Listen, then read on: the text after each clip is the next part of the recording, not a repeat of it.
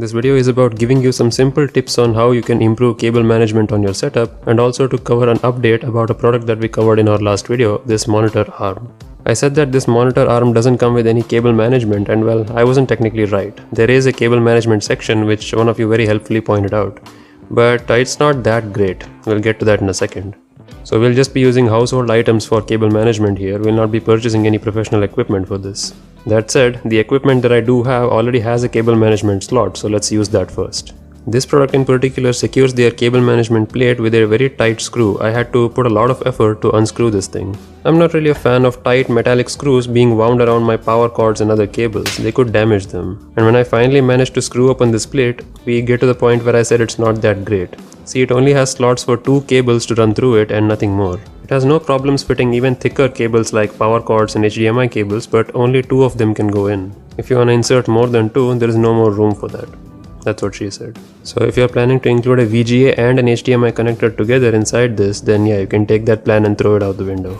Anyway, it's fine for a single PC setup where one HDMI cable will go into the PC and the other power cord will power up the monitor. I had to do some extra cable management with velcros and stuff like that for USB-C and VGA connectors. While removing the bottom plate from the lower half of the arm, which I think you can call it as a bicep, I almost broke the hinges of that thing. This thing is made of pretty brittle plastic, so yeah, be careful if you have a product similar to this. Thankfully I did not completely break it off, so it still holds in place, and we have a screw anyway, so yeah, it's all good. And yeah, even though I couldn't include all of the cables inside these cable management plates, I do think that the overall look is a lot more cleaner. Now let's take care of that power supply situation. Most people mount their power supply behind their table using these L-shaped angular brackets, either metallic or made of wood. But yeah, as I said at the beginning, we're not gonna buy anything. I'm just gonna repurpose these thin strips of aluminum that I found as a makeshift bracket myself. Aluminum is a very soft metal and you can bend it easily with your fingers. And I was able to slide it in between the top wooden board and the metal supporting beam to hold the power supply in place. These ends that I left over here are pretty sharp, so I'll just cover them with some electric tape. And I'll use some more electric tape to hide the cables behind the table borders to hide them from plain sight. And now that we are finally done, we are left with a rather clean looking setup, which I admit looks much better than before. Now of course, that being said, here comes a disclaimer.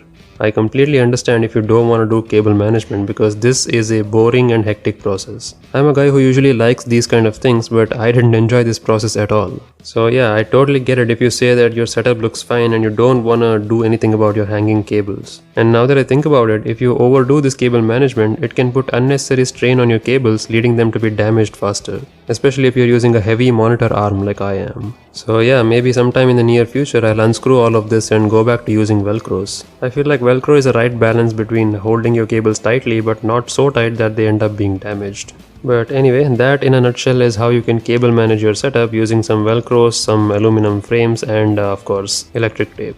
So if you ever find yourself on a boring Sunday with nothing else to do, then you could try this out. Let me know what you think.